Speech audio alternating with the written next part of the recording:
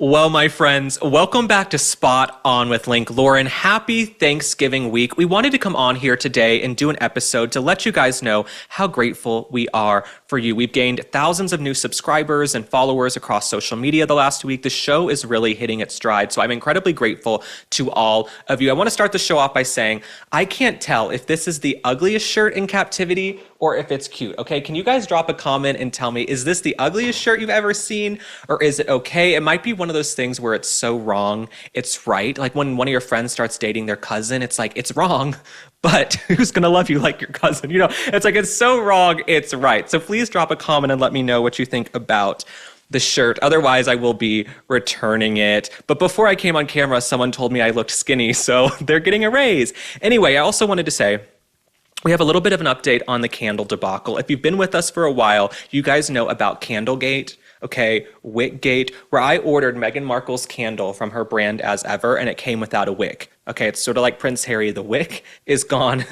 The wick has disappeared. The wick has gone into the wind. So a lot of you have decided you want to send me candles, and one of my friends actually started off by sending me some candles, and I opened the box, okay? I opened the box. I'm so excited. My friend sent me the two people I despise most in the world, Michelle Obama and Meghan Markle. Can we see? Okay, we've got, what is this? The Michelle Obama candle. Then we've got the Meghan Markle candle. I will say, okay, I did find this very funny. The Michelle Obama candle, at least it has a wick. Okay, it has probably one of the longest, biggest wicks I've ever seen on a candle. So the Michelle Obama candle has a wick.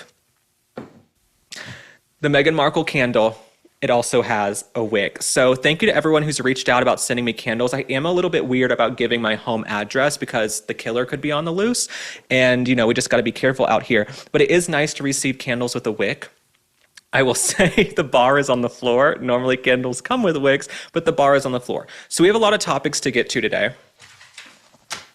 We're going to be discussing Michelle Obama's latest photo shoot. Okay, if you follow me on X, if you've been on social media, Michelle Obama did this insane photo shoot. We're going to talk about the meeting between President Trump and Mayor-elect of New York City, Zohran Mamdani. Say that 5 times fast.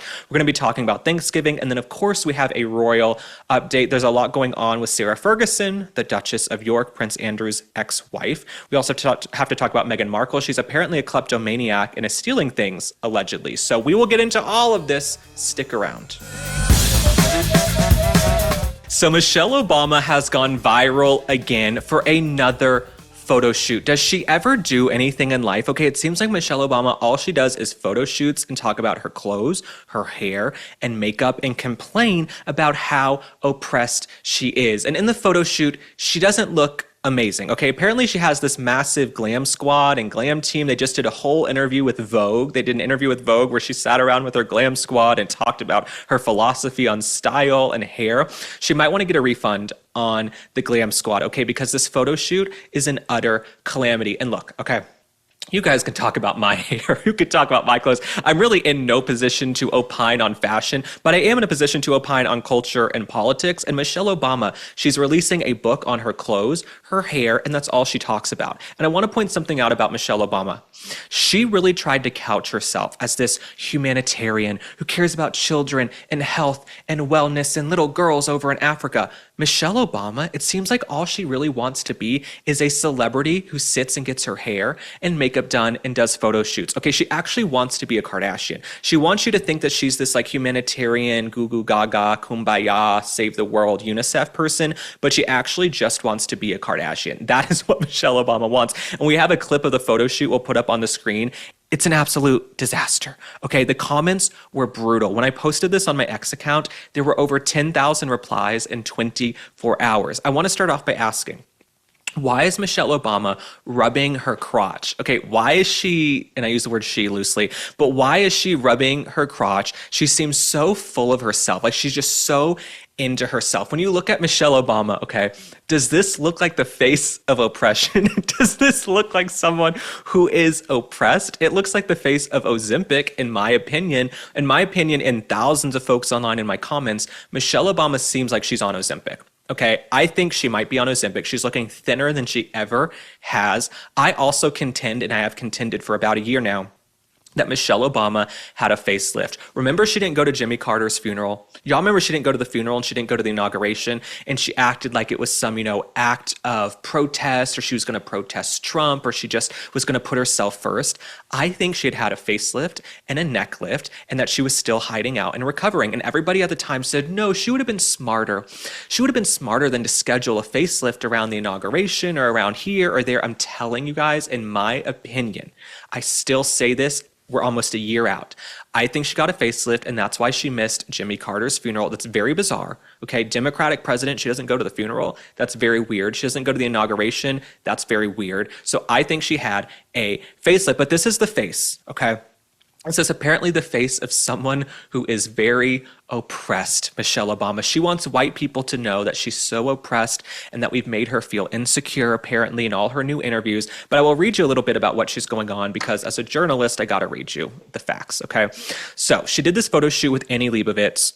Now, Annie Leibovitz is a very, very, very famous photographer. She's probably photographed her 1,000 times, and Hillary Clinton, and basically anybody who's big in Hollywood or politics has done a photo shoot with Annie Leibovitz. President Trump and First Lady Melania Trump did an iconic photo shoot with Annie Leibovitz. You guys are going to have to Google that one. It might not be safe for this show, but no, they did a photo shoot with Annie Leibovitz as well.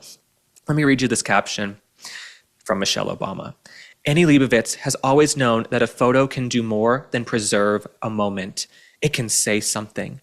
Her book, Women, did exactly that, expanding how we see women in the lives they lead through her lens.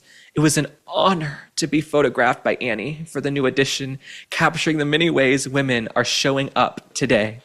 I hope you'll find it as inspirational as I do. Okay, put the picture back up. Okay, inspirational with her belly button showing. The pants are dirty, like she's been rolling around in the grass, okay, planting a garden. She looks like a disaster. Okay, this is not inspirational. It's not aspirational. But I will say, when I read this caption, when I read Michelle Obama's words, expanding how we see women in the lives they lead, it was an honor to be photographed by Annie. She expresses more gratitude for doing a photo shoot with Annie Leibovitz for some stupid Vogue or women's thing than she did for being First Lady. She complains about her marriage. She complains about being First Lady. She complains she had to pay for her own food in the White House, but she's very grateful for this photo shoot. So apparently she just wants to be a rich, famous celebrity who sits around doing photo shoots. And I wish these people would just admit that. Like, we don't need Michelle Obama to pretend that she is this humanitarian who actually cares about the country. She doesn't, okay? In my opinion, she doesn't. She wants to wear designer clothes, because this is probably some designer t-shirt, okay? It might be a ratty t-shirt and ratty jeans, but you know how these designers and these celebrities, they buy like $3,000 jeans and they like pay extra to have them look ugly? Sort of like those shoes, what are they, Canada Goose? Canada Goose shoes are something that the girls buy, and they, pay extra to have them look scuffed up. I'm like, get me a pair of Keds and I will run those over with the truck a couple of times, scratch them on the driveway, and then you don't have to pay $500 for a pair of shoes. Golden Goose, yes, my producer says it's a Golden Goose. Canada Goose is another winter brand. But yes, those Golden Goose shoes that girls buy, and they pay hundreds of dollars for them to look dirty. I think that's what Michelle Obama did, okay? Even though she probably didn't even pay for these clothes. But Michelle Obama, just admit that you hate your husband, you hate this country, and that you just want to be a rich, famous celebrity doing photo shoots. Now, speaking of someone else who has become a massive celebrity, we have to talk about New York City Mayor-elect Zohran Mamdani. So Zohran Mamdani actually visited the White House on Friday, and it was everything I expected it to be, and I'll tell you why. Some folks online, they were shocked. They said, I can't believe President Trump got along with him because of the words they exchanged and the things they said about each other. That's politics, okay? Anytime you have a primary, anytime you have an election of any kind, there's going to be vitriol back and forth. People are going to say nasty, low down, dirty things about each other, because politics is a blood sport. It is a contact sport, and people are going to pass barbs, okay? They are going to go low. Michelle Obama said, when they go low, we go high. No, when they go low, we go lower. Okay, so I expected, though, when Zohran Mamdani came to the White House, I knew he was going to get along with President Trump for a few reasons. Number one, President Trump is a guy from New York, okay? Before he was ever president, he was pretty much the face of New York, of the New York Post, of Page Six, in every magazine, every paper, New York magazine. He was that guy, okay? He was that New York guy who built the New York skyline. He grew up in Queens, looking at the Manhattan skyline, thinking, what am I gonna do with that, right? How am I gonna build and be this huge success in my life and climb the highest mountain? And so I knew going into the meeting, he loves New York more than he probably despises what he calls his little communist friend. Okay, Zohran Mamdani, his little communist friend. Now, you guys know I have huge issues with many of Zohran Mamdani's policies, including the $65 million for transgender people. I don't think New Yorkers who are struggling should have to spend tens of millions of dollars for transgender people to have surgeries. That is wrong for me. But President Trump, I knew he was going to get along with Zohran Mamdani also because he respects game. Okay, and Zohran Mamdani, I might hate the policies, I might disagree with him, he might be an actor, but he objectively ran a hell of a campaign. Okay, the campaign, the social media strategy, the way he was able to harness the media's attention and the media's gaze and just become this behemoth. I mean, we all know the name Zohran Mamdani now, even though 98% of the country doesn't even live in New York City. We're all aware now of Zohran Mamdani and could recognize them on the street. So I think President Trump game respects game in a way. And so I knew these two guys were going to get along. And we actually want to play you a clip because there was a moment when Zohran Mamdani was asked about comments he made about President Trump being a fascist. Here's what they said. Are you affirming that you think President Trump is a fascist? I've spoken about... That's okay. You can just say yes. Okay. All right. Okay. It's easier. It's easier than explaining it. I don't mind. Now, that is exactly who I know President Trump to be. People make President Trump out to be this egomaniac who's all full of himself and he can't take a joke.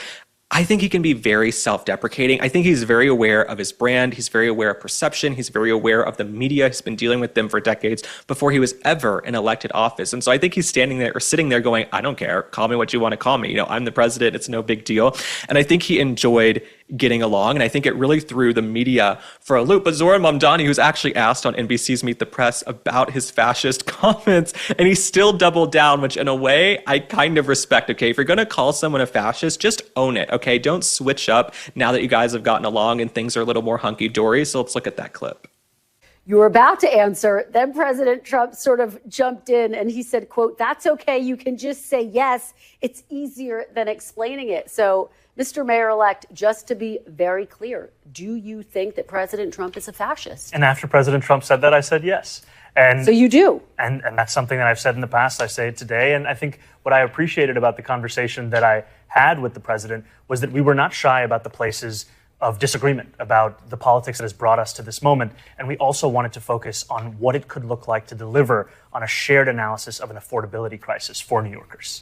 Now, I think what President Trump did when he said, yeah, just call me a fascist, whatever, I don't care, he proved that these words have really lost their meaning in the zeitgeist, in the culture, because President Trump, he was called a Nazi, a fascist, Hitler, a threat to democracy, and then he went on to win the popular vote in every single swing state, and Republicans won the House and the Senate, right? So these words didn't really impact the voters in any real way. Now, I will say, that type of rhetoric and demonizing Republicans and calling them fascists and threats to democracy, it's why we see assassinations. It's why we see a rise in violence. So I think we need to have that conversation. I don't think we should just be calling each other fascists willy-nilly, but Zohran Mamdani proved that he doesn't even mean it, okay? Because if President Trump was such a fascist and a threat to democracy, would you guys be like chumming it up and hanging out and dabbing in the Oval Office and laughing about it? No, you wouldn't. But these Democrats are a bunch of overgrown theater kids, especially Zohran Mamdani, okay? Especially Zohran Mamdani, and these words actually mean nothing to them, okay? They run around with their little talking points like Zohran Mamdani,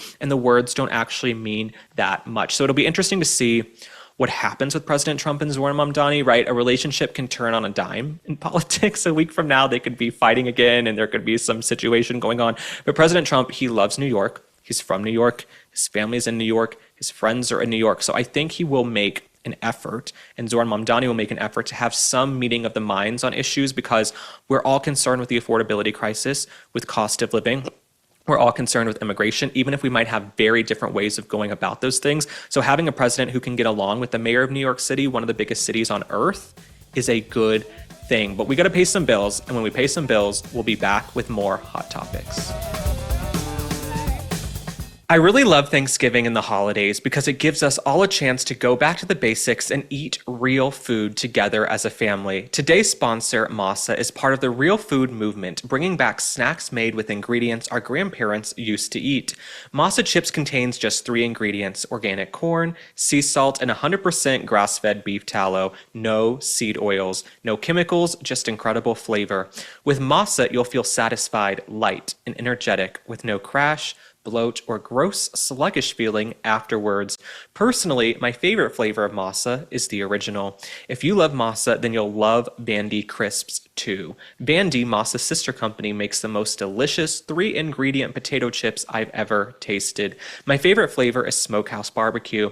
Looking for the best Black Friday deal on Masa? Masa always offers our audience a Black Friday level offer of 25% on their first purchase. Use code LINK for 25% off your first order at masachips.com or vandycrisps.com, or simply click the link in the video description or scan the QR code to claim this delicious offer. And if you don't feel like ordering online, Masa and Bandy are now available nationwide at your local Sprouts supermarket, so stop by and pick up a couple of bags before they're gone. Well, now it's time for a Royal Roundup. We have to start off by talking about Meghan Markle. Apparently, she is a kleptomaniac. She is allegedly a thief. People are talking about this online. Apparently, she's stealing dresses left and right, okay? She's apparently stolen several dresses, according to our sleuths on the internet. But let's talk about one right now, okay? So she allegedly stole a $1,695 designer gown that she wore in a promo video for her upcoming Netflix holiday special. Okay, apparently she stole this from a Variety photo shoot in October 2022, according to a report from News Nation's Paula Frulish.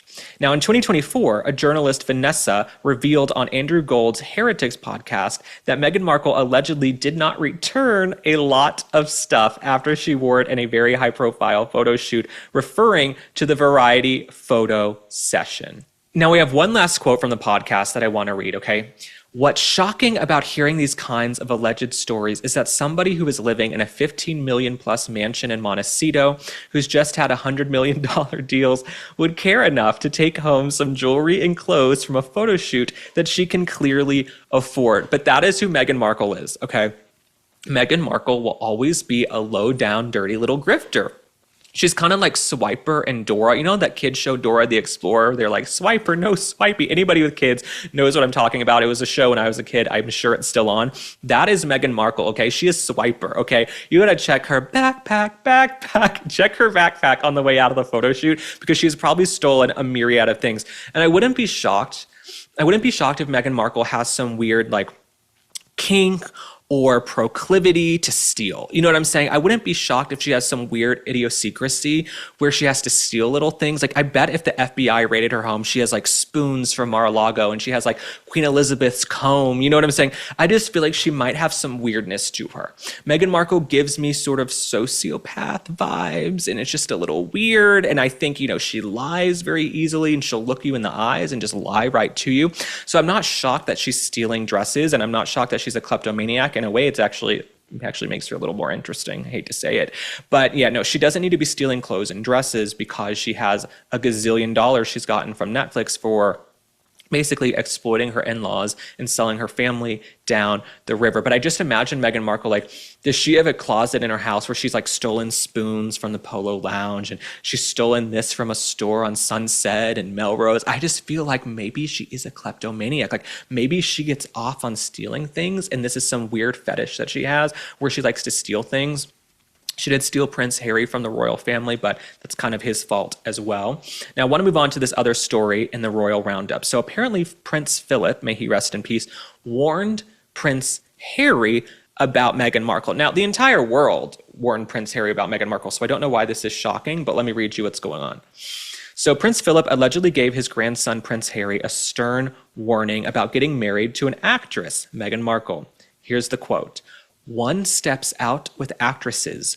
One doesn't marry them," the prince allegedly told the Duke of Sussex after he and Meghan Markle got engaged in 2017. This is according to royal biographer Andrew Lowney in his book entitled According to the Daily Mail. Now, royal author royal author Ingrid Seward also stated in her 2024 book, My Mother and I, Phillip. God, whatever happened to a good old title? Whatever happened to Tom, Dick, and Harry? Whatever happened to normal names, okay? Apparently in this book, she alleges that Prince Philip was one of the very few who was wary of Meghan Markle when she and Harry started dating in 2016. Now, Prince Philip, he died in 2021 at the age of 99. Also compared Markle to the late King Edward's wife, Wallis Simpson, with whom he gave up the throne to marry in 1937. Okay, so we've got Walmart Wallis, who kind of stole a little bit of Wallis Simpson's swagger and style. But we all saw this coming. And I think Princess Diana, if Princess Diana had been alive, and I told you guys this on the last episode, and the clips went really viral on social media. If Princess Diana were alive, she would have seen Meghan Markle coming from 1,000 miles away. She would have told Prince Harry, look, okay, this woman is a scammer and a grifter. She's like the Anna Delvey of the royal family. Okay, Meghan Markle, she's the Anna Delvey of the royal family. She came in and conned them into throwing her this massive wedding, giving her jewels and diamonds and homes.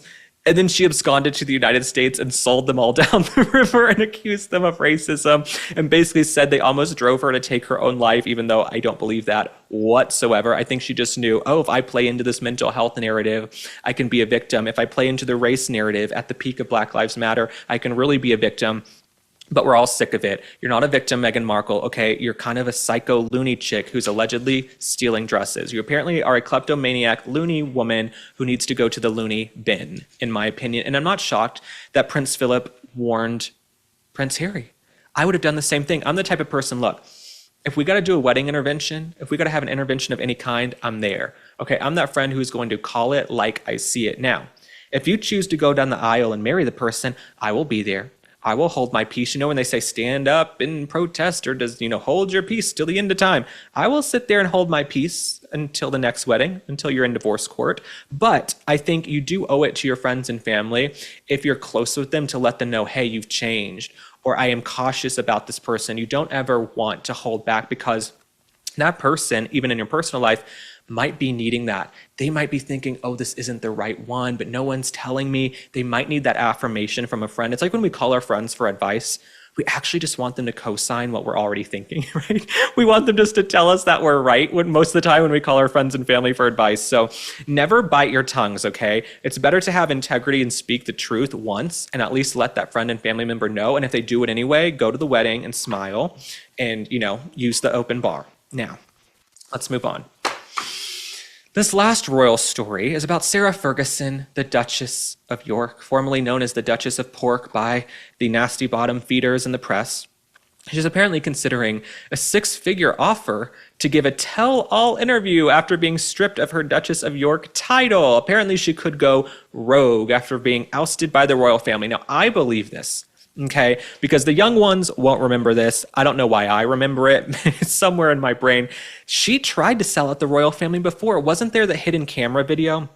There was a hidden camera video, okay, where she was in a hotel room, Sarah Ferguson, and she was trying to sell access to Andrew and the royal family, because Sarah Ferguson and Prince Andrew, they're like thing one and thing two, okay? They're kind of two little hucksters on their own, okay? I can't speak to all of Andrew's indiscretions and all of that. You know what I'm saying? What went down on the island? I don't know. I wasn't there. Okay, I would never go to Epstein's Island because I don't even like to leave my house. Okay, I don't like to leave my house. I don't like to travel with people. No, Harper, no. So no, I would not be on Epstein's Island. But apparently some of these folks did go. I can't speak to what happened there, right? I don't have the footage. What I can tell you is that Sarah Ferguson and Prince Andrew, they do seem like two little hucksters, okay? They seem like little teeny tiny hucksters. And I'm not shocked to hear that Sarah Ferguson is trying to sort of sell her story. Some people say it's possible she could sit down with Oprah. I don't believe that.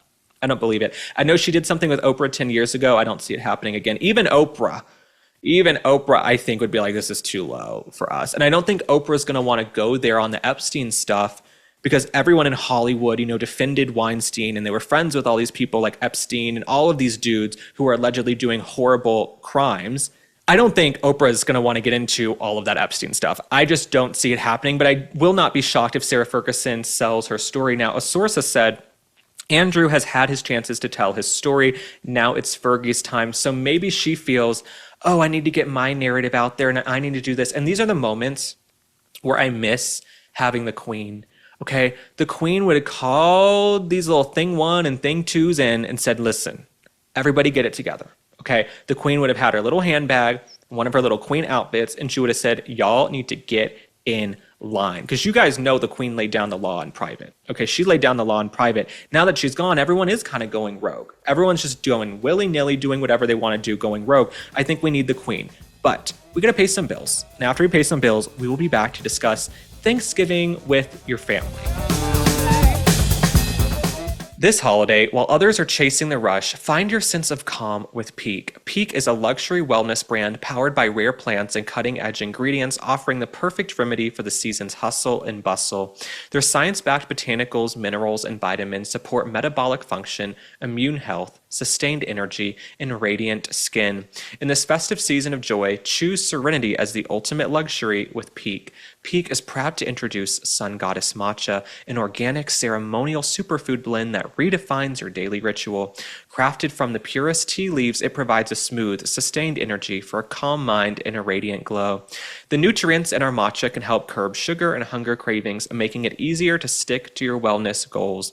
This ceremonial grade matcha is 100% organic and grown in a pristine valley, ensuring you get the cleanest, purest cup every time. I drink it in the morning to wake me up, soothe my throat, and keep me energized all day long. Feel the holiday magic and unlock your healthiest glow with the most exciting offer of the season. 20% off site-wide for life, plus a complimentary exclusive holiday bundle.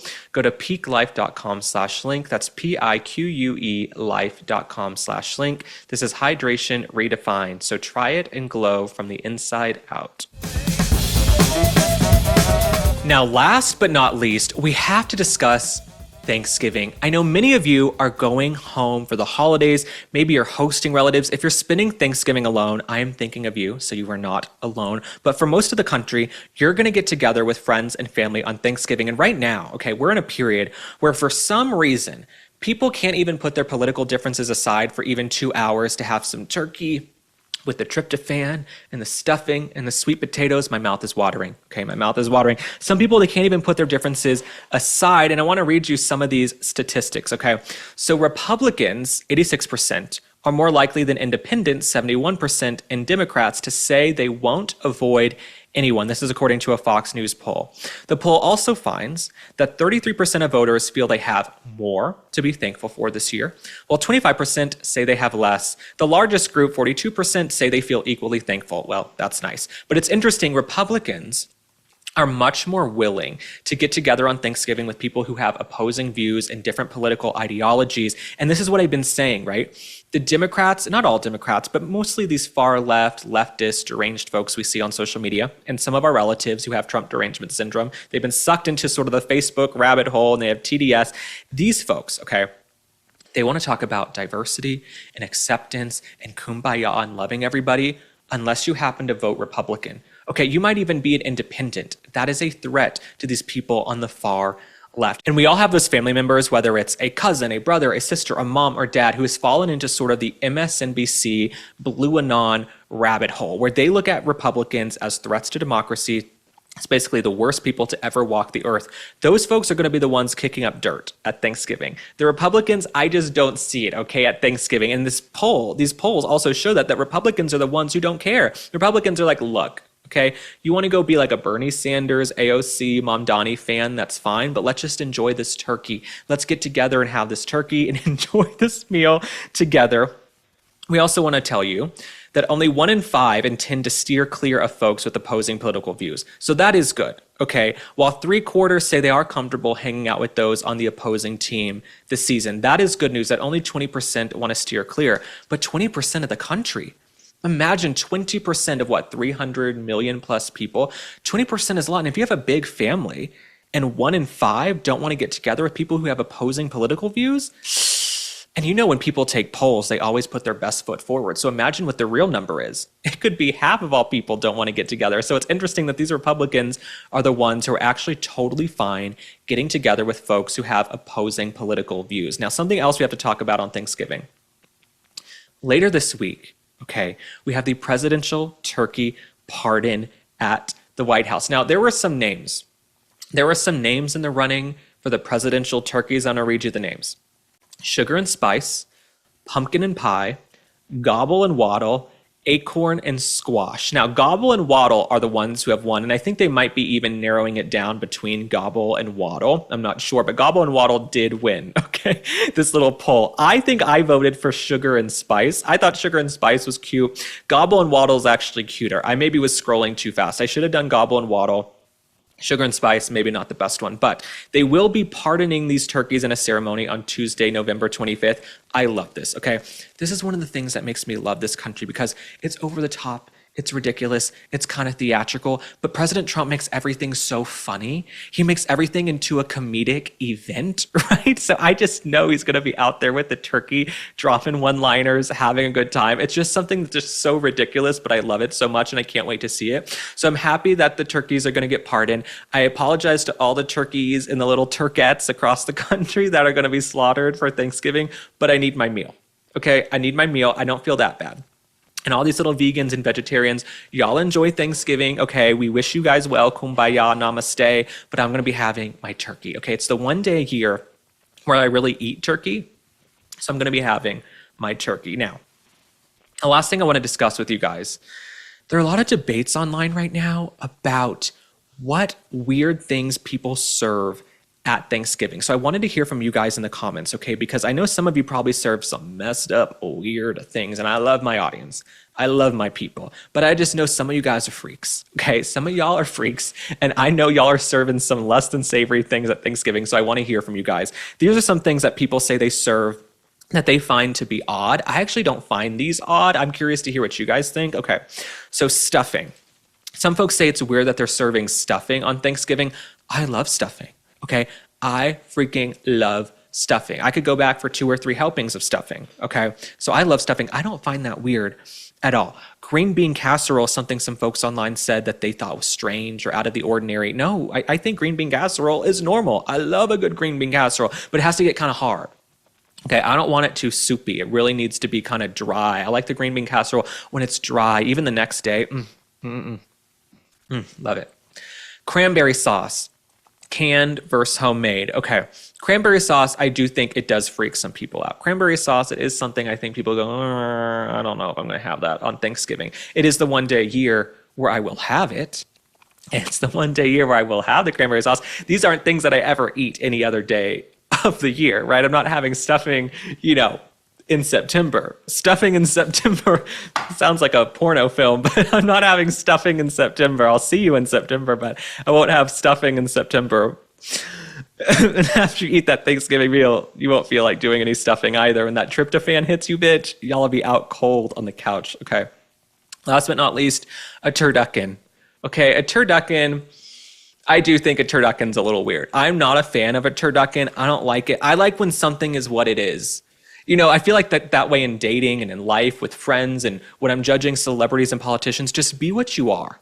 You know what I'm saying? Be what you are. That's what I like. Just be honest and be upfront about what you are. I don't like a turducken where it's like one thing inside of another. It sort of reminds me of like transgender people. You know what I'm saying? It's like, I'm a boy trapped in a woman's body wearing boys. No, shut the hell up. So no, I don't want the turducken. The turducken is sort of like the transgender meal of Thanksgiving. I'm not into it, okay?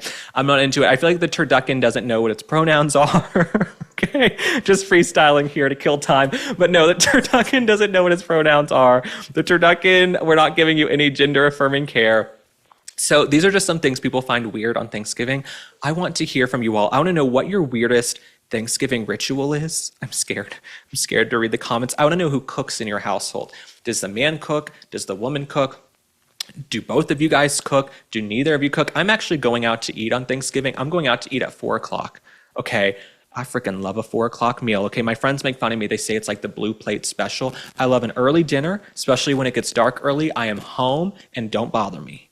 Okay, I'm home, back working, don't bother me. I don't want to be out once it's dark. I went to dinner the other night. It was like 6:30, 6:15, pitch black. Felt like midnight, felt like 2 a.m. I don't want to play that game. I want to go to dinner at 4 o'clock on Thanksgiving. I want to be home by the time all those like hormones from the turkey hit. And I just want to pass out to sleep on the couch. But I love you guys. We got to pay some bills, and then we'll be right back. Okay, you guys need to hear about this. Today's show is brought to you by Oxford Natural, the people behind Optimum Day and Optimum Night. These are all natural supplements, and thousands of Americans are already on them because they actually work. Here's the deal. Optimum Day gives you clean energy, kills those cravings, and helps with weight loss.